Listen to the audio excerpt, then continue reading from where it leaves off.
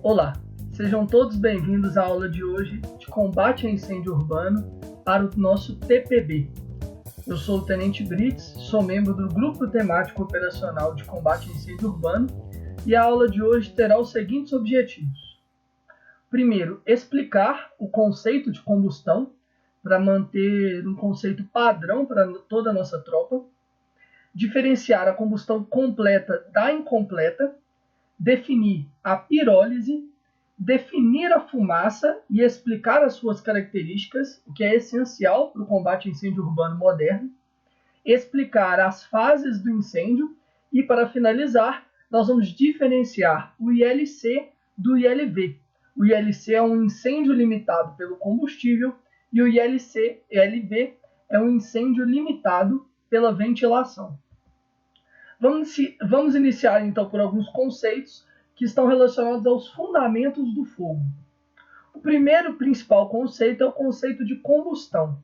Para nós, a combustão ela vai ser uma reação química, ela é uma reação de oxidação rápida, e ela vai ter como produto a liberação ou somente do calor, ou a liberação de luz e calor, entre alguma substância e o oxigênio.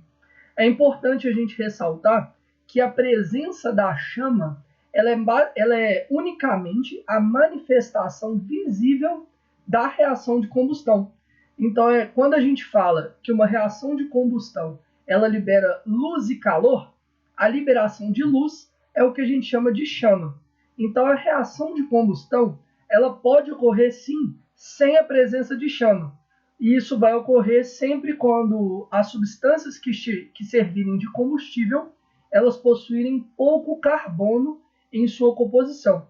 Na figura que vocês estão visualizando, nós temos a presença de um combustível, que é a presença da madeira, temos a presença do oxigênio ambiente, que é o que a gente chama de comburente, e a reação de combustão vai liberar alguns subprodutos, como, por exemplo, o gás carbônico, que é o CO2, o H2O, que é a água, e quando a reação ela é incompleta, a gente tem também a liberação de outros tipos de substância, como, por exemplo, o monóxido de carbono. Na região inferior, temos aqui um exemplo de uma combustão completa.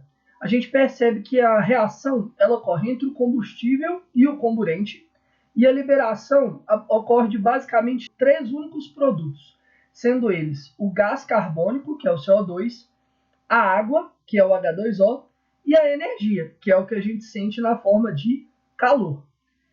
Toda vez que uma reação de combustão liberar produtos diferentes destes, a gente vai caracterizar essa reação como uma reação incompleta. E essa é a grande diferenciação da reação de combustão completa da incompleta. Enquanto numa reação de combustão completa, todo o combustível, ou seja, todos os reagentes, eles são consumidos na reação, a gente tem, por consequência disso, temos como produtos apenas gases não inflamáveis, como os destacados no slide anterior, sendo o gás carbônico e a água na forma de gás. Já na combustão incompleta, a gente não tem o consumo de todos os reagentes presentes, ou seja, o combustível ele não é consumido por completo na reação de combustão. Então, além do CO2 e além da água, a gente tem a produção de outros gases, como, por exemplo, o monóxido de carbono, que é o CO, carbono elementar, fuligem, entre outros diversos subprodutos, inclusive derivados, por exemplo, de enxofre, que podem surgir de acordo com o material que é tido como combustível. A própria figura no slide já está demonstrando para a gente dois exemplos. Um exemplo de combustão completa é aquela reação de combustão que ocorre no nosso fogão. Aquela chama, aparentemente uma chama azul, nela a gente não tem subprodutos. Tanto que o ideal é que a panela nunca fique preta.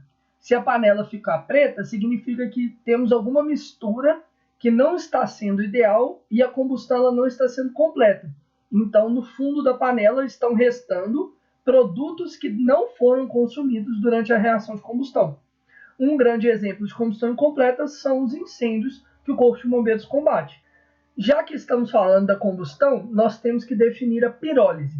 O que é o que a gente chama de pirólise? Em algumas literaturas pode ser encontrado como termólise, mas vamos tratar aqui como um termo único denominado pirólise, que é basicamente o processo em que o material sólido ele é decomposto ou quebrado em componentes moleculares mais simples devido ao calor. A pirólise, de acordo com a National Fire Protection Association, ela normalmente precede a combustão. O processo que nós temos que identificar em combustíveis sólidos, a partir do momento que temos um incêndio ocorrendo, o material primeiro ele sofre uma desidratação, então ele perde toda a água que está compondo todo o seu material. Após essa água ser consumida, começa a ocorrer então o processo de pirólise, onde o material, ele devido ao calor, tem a sua composição química decomposta ou quebrada em componentes moleculares menores que, devido à alta temperatura, vão se desprender do material e ir para o ambiente na forma de gás. É esse material, é esse combustível na forma de gás que é consumido numa reação de combustão. Não é o sólido propriamente dito que se queima. O sólido ele é decomposto e os seus subprodutos liberados na forma de gás através de um processo denominado pirólise, que é então consumido na reação química de combustão. Para a gente poder fazer um gancho, então a gente puxa dessa interpretação que o material que funciona como combustível em uma reação de combustão, ele tem que estar na forma de gás. Por isso que quando o combustível é sólido, ele tem que sofrer o processo de pirólise. Quando o combustível ele é líquido, ele tem que sofrer o processo de transformação para o estado de gás, por exemplo, passar por uma vaporização. E quando o combustível já está na forma de gás, ele já está no seu formato físico ideal para ser queimado. Já que falamos então de todo o processo de decomposição e falamos da combustão incompleta, ao conjunto dos subprodutos não consumidos que nós conseguimos visualizar em uma reação de combustão, em um incêndio, nós damos o nome de fumaça. Então a fumaça ela é basicamente os gases combustíveis que são subprodutos de uma combustão incompleta que não foram consumidos no processo de combustão. O grande problema da fumaça ocorre em um local confinado, quando esses gases eles se acumulam, ao invés de eles serem liberados para o ambiente e se perderem na atmosfera, eles são acumulados, eles são confinados e o processo de acúmulo ocorre de cima para baixo. Como a fumaça ela está extremamente quente, ela possui uma pressão maior e os gases de maior pressão tendem a subir. Então, quando a gente tem um incêndio, quando temos um incêndio em um local confinado, a fumaça ela começa a se acumular no teto, vai se espalhando horizontalmente no ambiente e quanto mais fumaça temos, maior é a camada de fumaça que é observada no local confinado. Essa camada de fumaça, essa linha que se forma entre o ar que não é fumaça e o ar que é fumaça, ou seja, o ar mais puro, e o ar que é basicamente composto, que é a fumaça, basicamente composto por produtos inflamáveis, a essa linha, que fica basicamente na horizontal, damos o nome de plano neutro. Quando a fumaça ela se acumula, nós damos o nome de capa térmica. Para que possamos entender por completo a fumaça, temos que entender que ela possui 5 grandes características. Para lembrar essas características, desenvolveu-se o mnemônico COMIT ou QEOMIT, da maneira que acharem mais fácil para gravar. A letra Q se refere à temperatura. A letra Q significa que a fumaça ela é quente. Por ela ser um subproduto de uma reação de combustão e por essa reação de combustão liberar grande quantidade de calor, a fumaça ela é quente. Ela é opaca porque ela não permite a visualização ao longo dela. Ela não permite que o bombeiro consiga visualizar um ambiente que esteja totalmente tomado por fumaça. Logo, ela é opaca. Ela é móvel porque ela é um fluido, então ela vai se deslocar para qualquer ambiente que não ofereça resistência e possua uma pressão menor que a dela. pelo fato da fumaça possuir uma alta pressão, principalmente por ela estar extremamente quente, ela é totalmente móvel no ambiente. Se não tiver barreiras, ela vai se deslocar ao longo de todo o ambiente confinado. Ela é inflamável porque ela possui, na sua composição, aqueles produtos que não foram consumidos na reação de combustão. Ou seja, são combustíveis ainda, são subprodutos que ainda podem se queimar. E ela é extremamente tóxica, porque ao ser inspirada, ela pode causar danos não somente devido às altas temperaturas, mas ela pode causar danos à saúde do bombeiro militar e das vítimas. Por isso que ela é tóxica. Já que entendemos todas as características da fumaça, entendemos como funciona uma reação de combustão, já padronizamos, né, os conceitos, agora a gente tem que falar das fases do incêndio. Um incêndio, quando a gente trata um incêndio de um ambiente confinado, ele possui 4 fases distintas. São elas: inicial, crescimento, totalmente desenvolvida e decaimento. Na fase inicial do incêndio, a gente tem um foco ainda restrito. A quantidade de fumaça liberada é muito pouca, a temperatura, portanto, ela ainda está relativamente baixa, e a gente tem um ambiente, já que ele é confinado, mas podem observar na figura com a porta aberta, existe um amplo fornecimento de oxigênio. Então existe tanto oxigênio quanto combustível em abundância. Após essa fase inicial, a gente tem o que a gente chama de fase de crescimento. A gente ainda tem uma grande quantidade de combustível, ele ainda está abundante no ambiente. A gente começa a ter uma redução da concentração de oxigênio, muito pelo fato da gente começar a ter acúmulo de fumaça. Se a gente começa a ter o acúmulo de fumaça, a fumaça toma o espaço do ambiente, não permitindo a permanência de oxigênio naquele local. E esse oxigênio está sendo consumido à medida que o incêndio vai crescendo. Então a gente tem uma redução da concentração de oxigênio. A temperatura começa a aumentar exponencialmente, a temperatura cresce numa velocidade muito alta, e a fumaça, conforme eu já disse, ela começa a se acumular na parte superior. Então a gente tem o acúmulo daquela expressão capa térmica, a gente tem a formação, né, da capa térmica, e a gente tem então a formação do plano neutro. No interior do cômodo, os combustíveis vão estar sofrendo pirólise, ou seja, a temperatura já está alta, já se passou um período, eles já se desidrataram e agora eles estão liberando no ambiente gases combustíveis, através de um processo chamado de pirólise. Nesse ponto, a grande maioria dos incêndios, a maioria deles, evolui para o que a gente chama de flashover, que ele vai marcar o início da fase seguinte do incêndio. Lembrando que o flashover ele pode ou não ocorrer.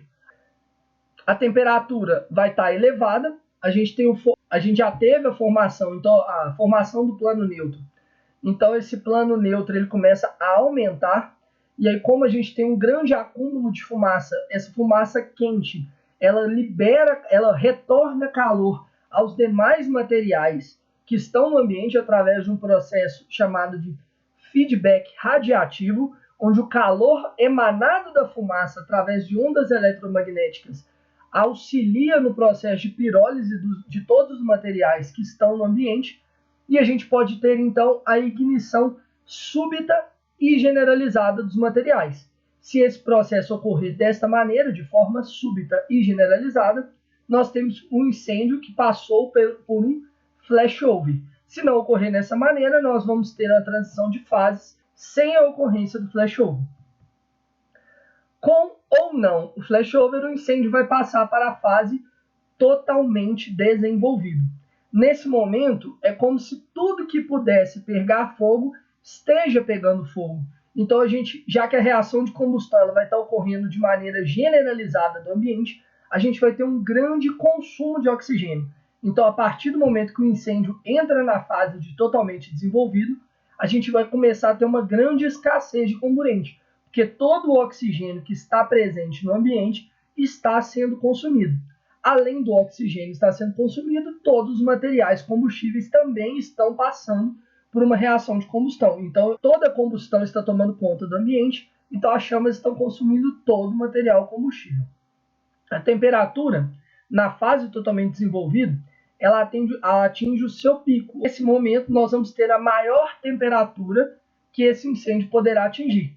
E essa temperatura ela vai ficar estável. E ela vai ficar estável até quando? Ela vai ficar estável até que o consumo de oxigênio, o consumo de combustível, não permita mais, não sustente mais essa reação de combustão. Aqui nós temos mais uma figura de um incêndio totalmente desenvolvido.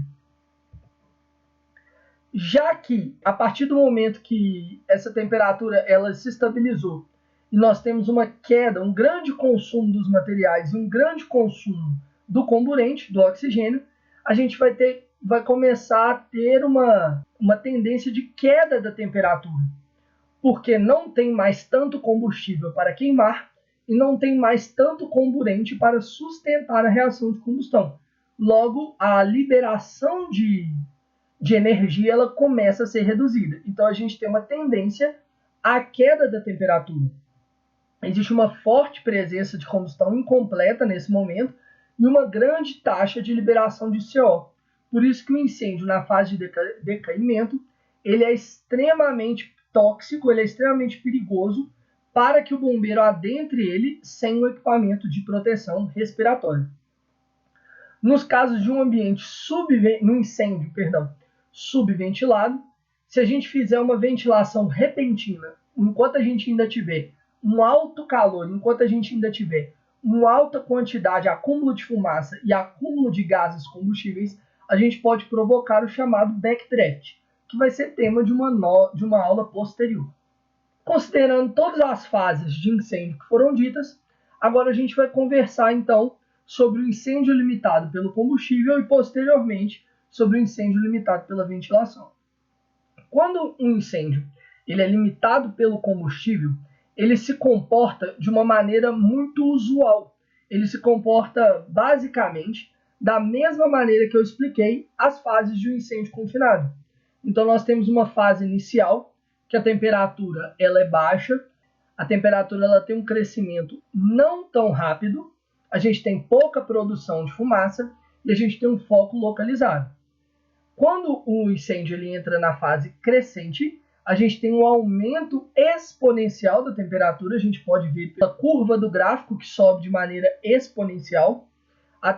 Juntamente com o crescimento da temperatura, a gente tem a produção dos gases combustíveis, a gente tem devido ao aumento da temperatura, a gente tem um grande aumento da produção de gases combustíveis. E aí, na entrada para a fase do incêndio totalmente desenvolvido, para a fase de totalmente desenvolvido, nós podemos ou não ter o flashover, que vai marcar ou não essa transição de fase. Lembrando que o flashover ele só vai ocorrer se essa transição ela se ocorrer de forma súbita. Se ela não ocorrer de forma súbita, a gente não vai ter o que a gente chama de flashover. Na fase totalmente desenvolvida, o incêndio ele vai ter uma estabilização de sua temperatura no seu pico e essa temperatura vai permanecer estabilizada até que a gente tenha uma queda da quantidade de combustível existente. Então, o combustível, a reação já foi queimada, todos os combustíveis presentes, a grande maioria já está queimado, o comburente presente, o oxigênio, já foi consumido, então a gente tem uma queda dessa temperatura, uma queda da quantidade de reação de combustão que está acontecendo. Dessa maneira, a gente vai ter uma queda na nossa temperatura e o incêndio, então, entrará na fase de decaimento. Percebam que durante todo esse gráfico, durante toda essa conversa, em nenhum momento eu falei que o incêndio teve um bloqueio do fornecimento de comburente, do fornecimento de oxigênio. Durante todo esse processo, o grande limitador do incêndio foi a quantidade de material combustível. O incêndio ele cresceu enquanto tinha materiais combustíveis para sofrerem pirólise, enquanto existiam materiais combustíveis que ainda poderiam liberar gases combustíveis. O incêndio ele entrou na fase totalmente desenvolvido quando todos os materiais estavam liberando os gases combustíveis existentes. E ele entrou na fase de decaimento quando esses gases combustíveis já foram queimados e juntamente com o oxigênio, ele não tem como mais sustentar uma queima generalizada. Então a temperatura cai, a reação de combustão começa a diminuir, nós entramos na fase de decaimento. Dessa forma, toda a limitação, todo o direcionamento das fases desse incêndio foram regidos pela quantidade de combustível existente. Já no incêndio limitado pela ventilação, essa conversa ela muda um pouco, porque nós temos combustível, porém nós não temos oxigênio livre e totalmente fornecido para que o incêndio transite entre as fases da maneira dita anteriormente. Então, esse é o gráfico de um incêndio limitado pela ventilação. Esse é o que a gente conhece basicamente por incêndio confinado. Então, o gráfico ele funciona da maneira que está na tela. Nós temos a ignição, nós temos uma fase inicial, um crescimento da temperatura, vamos para a fase crescente, até que chega um ponto que a gente determina que ele foi subventilado. Nesse momento, significa que a quantidade de oxigênio presente no ambiente não é suficiente para manter a reação de combustão. A partir desse momento, a gente tem uma queda abrupta da quantidade de oxigênio existente no ambiente. Então, essa temperatura cai, o ambiente ele não vai ter mais reações de combustão acontecendo de maneira livre, porque ele não tem oxigênio, o oxigênio é essencial, e então ele fica subventilado. Enquanto ele estiver subventilado, a temperatura vai cair, porque a reação de combustão não está conseguindo acontecer. Se a reação de combustão não está acontecendo, nós não temos liberação de calor no ambiente. Logo, essa temperatura vai começar a cair. O problema está quando a gente ventila, quando a gente abre, por exemplo, uma porta ou uma janela, sem fazer a leitura daquele incêndio. Se a gente faz essa abertura, a gente tem uma ventilação posterior, que é esse ponto de flexão que está no gráfico de vocês. A partir do momento que a gente fornece o oxigênio, se a gente faz essa abertura, o incêndio ele vai ter tudo que ele precisava. Ele já tinha calor, porque a fumaça estava quente. Ele já tinha gases combustíveis, porque a fumaça são os gases combustíveis ainda não consumidos. E a única coisa que estava faltando era o oxigênio. A partir dessa abertura realizada, o oxigênio ele entra de maneira descontrolada no ambiente. E na hora que ele entra, o incêndio ele vai ter tudo que precisa para a reação de combustão se tornar completa. Então, tudo que pode queimar, vai queimar. E aí a gente vai ter um aumento súbito da temperatura, um aumento abrupto, e aí ele vai atingir a fase de totalmente desenvolvido. E a partir da fase de totalmente desenvolvido, ele vai percorrer, após essa fase, vai entrar na fase de decaimento, assim como no gráfico anterior. É extremamente importante a gente entender que, se um incêndio está subventilado e a gente consegue, através das técnicas, através de tática correta, adentrar o ambiente sem permitir que grande quantidade de oxigênio entre juntamente, a gente não vai deixar esse incêndio entrar na fase de totalmente desenvolvido. Se a gente conseguir resfriar a fumaça, se a gente conseguir resfriar o ambiente sem fornecer a ele o oxigênio, a gente não vai permitir que ele entre na fase de totalmente desenvolvido. Então nós vamos ter um combate com pouco consumo de água, nós vamos ter um combate devidamente dimensionado que vai preservar a maior quantidade possível de material e do próprio ambiente que poderia ser queimado. A gente vai ter uma preservação do patrimônio muito alta. Por isso que é extremamente importante, quando a gente tem um incêndio, se a gente não tem uma tática correta, vocês verão inclusive na aula de ventilação, a gente tentar entender aonde estão os fluxos corretos, aonde está ocorrendo fornecimento de oxigênio para aquele ambiente e trabalhar a ventilação tática, para que a gente, através de uma tática correta, através de um emprego de ações devidamente organizadas, a gente não permita o desenvolvimento do incêndio e consiga, dessa maneira, com pouco consumo de água, extinguir a ocorrência, vencer a ocorrência, extinguir o incêndio e preservar a maior quantidade de patrimônio possível. Muito obrigado a todos pela atenção. Deixo aqui o meu e-mail. O grupo temático operacional está à disposição dos senhores e até a próxima.